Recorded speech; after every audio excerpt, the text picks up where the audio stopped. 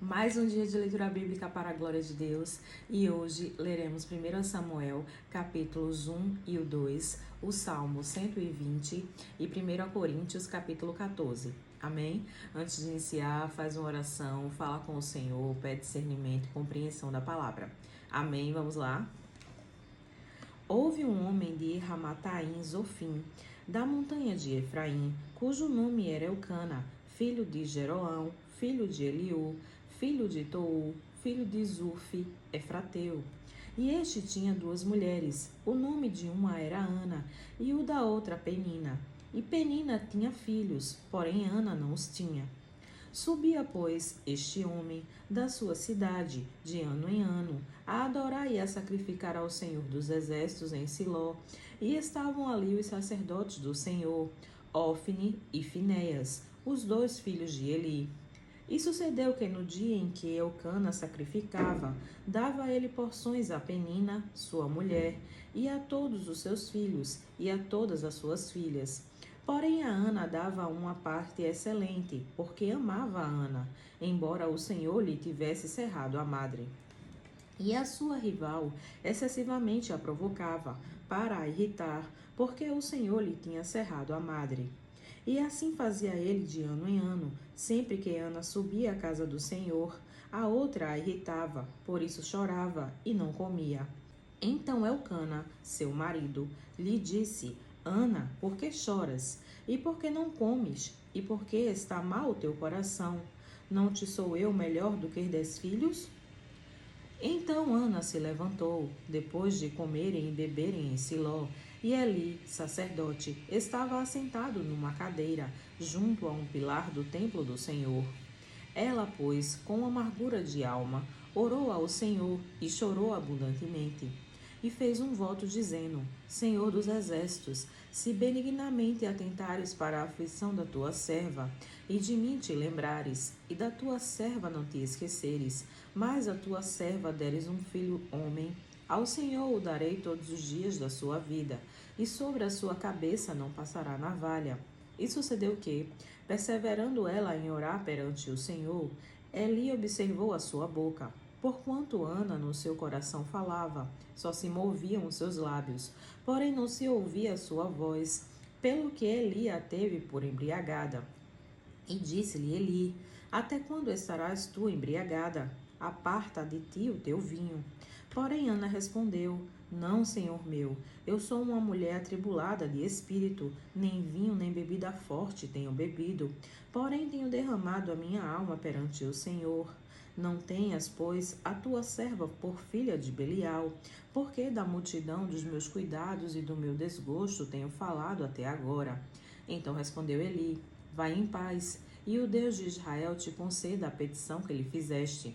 E ela disse: Acha a tua serva graça aos teus olhos. Assim a mulher foi o seu caminho, e comeu, e o seu semblante já não era triste. E levantaram-se de madrugada, e adoraram perante o Senhor, e voltaram, e chegaram à sua casa, em Ramá. E Elcana conheceu a Ana, sua mulher, e o Senhor se lembrou dela. E sucedeu que, passado algum tempo, Ana concebeu e deu à luz um filho, e chamou o seu nome Samuel, porque, dizia ela, o tenho pedido ao Senhor. E subiu aquele homem Elcana com toda a sua casa, a oferecer ao Senhor o sacrifício anual e a cumprir o seu voto. Porém Ana não subiu, mas disse a seu marido: Quando o menino for desmamado, então o levarei, para que apareça perante o Senhor, e lá fique para sempre. E Elcana, seu marido, lhe disse: Faze o que bem te parecer aos teus olhos, fica até que o desmames. Então, somente confirme o Senhor a sua palavra. Assim ficou a mulher e deu leite a seu filho, até que o desmamou. E, havendo-o desmamado, tomou consigo, com 3 bezerros, e uma efa de farinha, e um odre de vinho, e levou à casa do Senhor, em Siló, e era o menino ainda muito criança. E degolaram o bezerro, e trouxeram o menino a Eli. E disse ela: Ah, meu senhor, viva a tua alma, meu senhor. Eu sou aquela mulher que aqui esteve contigo, para orar ao Senhor. Por este menino orava eu, e o Senhor atendeu a minha petição, que eu lhe tinha feito. Por isso, também ao Senhor eu o entreguei, por todos os dias que viver, pois ao Senhor foi pedido, e adorou ali ao Senhor. 1 Samuel, capítulo 2. Então orou Ana e disse: meu coração exulta ao Senhor, e o meu poder está exaltado no Senhor. A minha boca se dilatou sobre os meus inimigos, porquanto me alegro na tua salvação. Não há santo como o Senhor, porque não há outro fora de ti, e rocha nenhuma há como nosso Deus. Não multipliqueis palavras de altivez, nem saiam coisas arrogantes da vossa boca, porque o Senhor é o Deus de conhecimento, e por ele são as obras pesadas na balança. O arco dos fortes foi quebrado, e os que tropeçavam foram cingidos de força. Os fartos se alugaram por pão, e cessaram os famintos. Até a estéril deu à luz 7 filhos, e a que tinha muitos filhos enfraqueceu.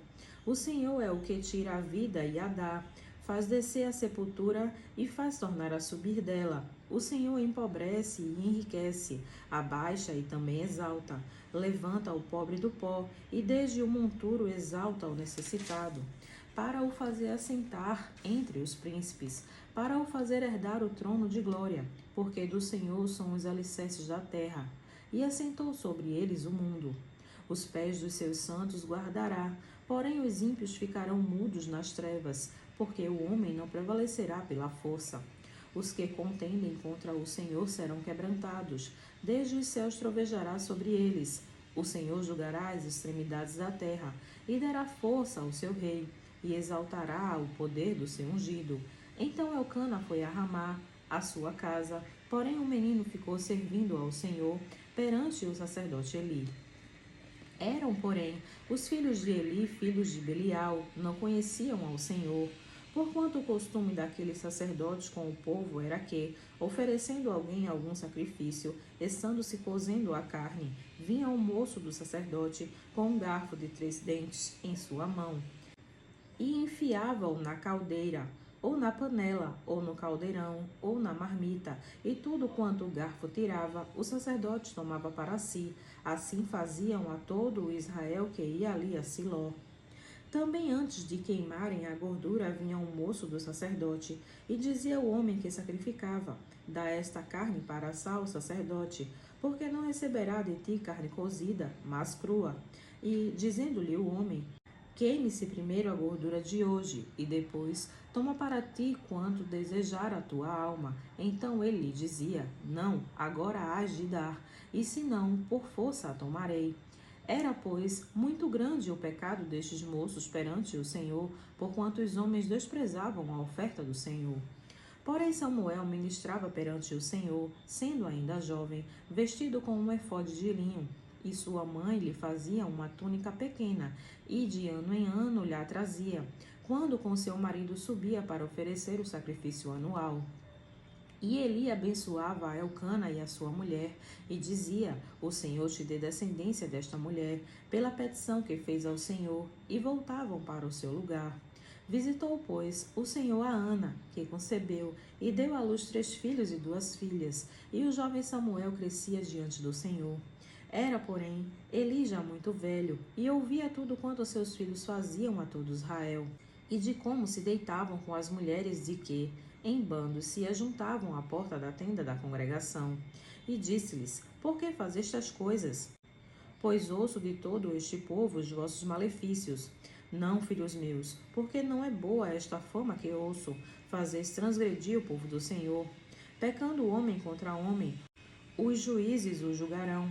Pecando, porém, o homem contra o Senhor, quem rogará por ele? Mas não ouviram a voz de seu pai, porque o Senhor os queria matar. E o jovem Samuel ia crescendo e fazia-se agradável, assim para com o Senhor, como também para com os homens. E veio um homem de Deus a Eli e disse-lhe: assim diz o Senhor: não me manifestei, na verdade, à casa de teu pai, estando eles ainda no Egito, na casa de Faraó? E eu o escolhi dentre todas as tribos de Israel por sacerdote, para oferecer sobre o meu altar, para acender o incenso e para trazer o efode perante mim, e dei à casa de teu pai todas as ofertas queimadas dos filhos de Israel. Porque pisastes o meu sacrifício e a minha oferta de alimentos, que ordenei na minha morada, e honras a teus filhos mais do que a mim, para vos engordardes do principal de todas as ofertas do meu povo de Israel?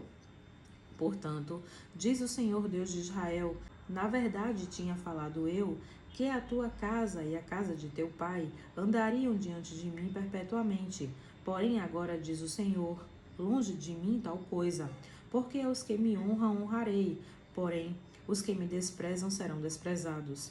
Eis que vem dias em que eu cortarei o teu braço e o braço da casa de teu pai, para que não haja mais ancião algum em tua casa. E verás um inimigo na morada, em lugar de todo o bem que houvera de fazer a Israel. Nem haverá por todos os dias ancião algum em tua casa. O homem, porém, a quem eu não desarraigar do meu altar, será para te consumir os olhos e para te entristecer a alma. E toda a multidão da tua casa morrerá quando chegar a idade varonil. E isto te será por sinal, a saber, o que acontecerá a teus 2 filhos, a Ofne e a Finéias. Ambos morrerão no mesmo dia. E eu suscitarei para mim um sacerdote fiel, que procederá segundo o meu coração e a minha alma, e eu lhe edificarei uma casa firme, e andará sempre diante do meu ungido. E será que todo aquele que restar da tua casa virá a inclinar-se diante dele por uma moeda de prata e por um bocado de pão, e dirá: rogo-te que me admitas a algum ministério sacerdotal, para que possa comer um pedaço de pão. Salmo 120. Na minha angústia clamei ao Senhor, e me ouviu. Senhor, livra minha alma dos lábios mentirosos e da língua enganadora. Que te será dado, ou que te será acrescentado, língua enganadora? Flechas agudas do poderoso, com brasas vivas de zimbro. Ai de mim, que peregrino em Meseque, e habito nas tendas de Quedar. A minha alma bastante tempo habitou com os que detestam a paz. Pacífico sou, mas quando eu falo já eles procuram a guerra. 1 Coríntios, capítulo 14. Segui o amor e procurai com zelo os dons espirituais, mas principalmente de profetizar.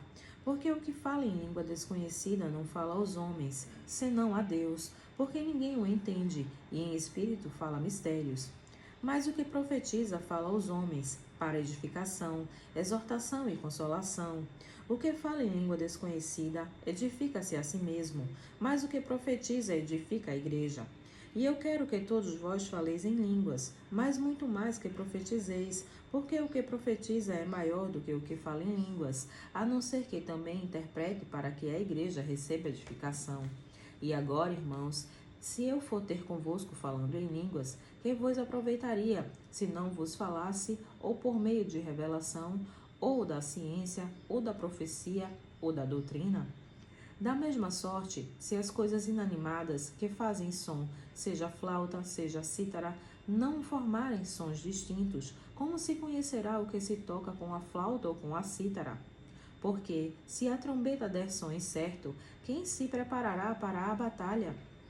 Assim também vós, se com a língua não pronunciardes palavras bem inteligíveis, como se entenderá o que se diz?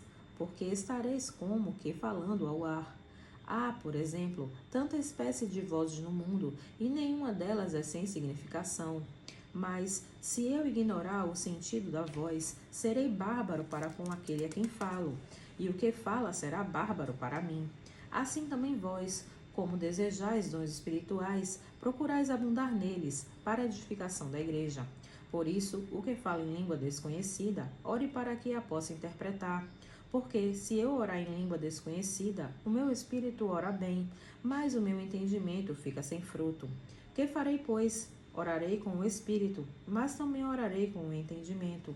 Cantarei com o espírito, mas também cantarei com o entendimento. De outra maneira, se tu bendisseres com o espírito, como dirá o que ocupa o lugar de indouto, o amém, sobre a tua ação de graças, visto que não sabes o que dizes? Porque realmente tu dás bem as graças, mas o outro não é edificado. Dou graças ao meu Deus, porque falo mais línguas do que vós todos. Todavia, eu antes quero falar na igreja 5 palavras na minha própria inteligência, para que possa também instruir os outros, do que 10.000 palavras em língua desconhecida. Irmãos, não sejais meninos no entendimento, mas sede meninos na malícia, e adultos no entendimento. Está escrito na lei: por gente de outras línguas e por outros lábios falarei a este povo, e ainda assim me não ouvirão, diz o Senhor. De sorte que as línguas são um sinal, não para os fiéis, mas para os infiéis. E a profecia não é sinal para os infiéis, mas para os fiéis. Se, pois, toda a igreja se congregar num lugar, e todos falarem em línguas, e entrarem doutos ou infiéis, não dirão porventura que estáis loucos? Mas, se todos profetizarem e algum indouto ou infiel entrar, de todos é convencido, de todos é julgado. E, portanto, os segredos do seu coração ficam manifestos, e assim, lançando-se sobre o seu rosto, adorará a Deus, publicando que Deus está verdadeiramente entre vós. Que fareis, pois, irmãos?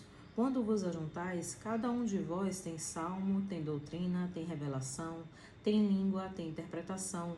Faça-se tudo para edificação. E se alguém falar em língua desconhecida, faça-se isso por 2, ou, quando muito, 3, e por sua vez, e haja um intérprete. Mas, se não houver intérprete, esteja calado na igreja, e fale consigo mesmo e com Deus. E falem 2 ou 3 profetas, e os outros julguem.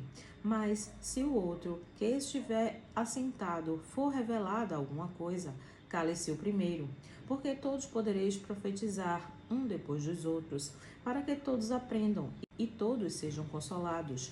E os espíritos dos profetas estão sujeitos aos profetas, porque Deus não é Deus de confusão, senão de paz, como em todas as igrejas dos santos. As vossas mulheres estejam caladas nas igrejas, porque não lhes é permitido falar, mas estejam sujeitas, como também ordena a lei.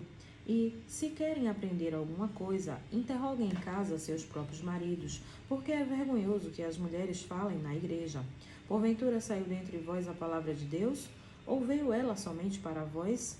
Se alguém cuida ser profeta ou espiritual, reconheça que as coisas que vos escrevo são mandamentos do Senhor. Mas, se alguém ignorar isto, que ignore. Portanto, irmãos, procurai com zelo profetizar, e não proibais falar línguas, mas faça-se tudo decentemente e com ordem. Amém.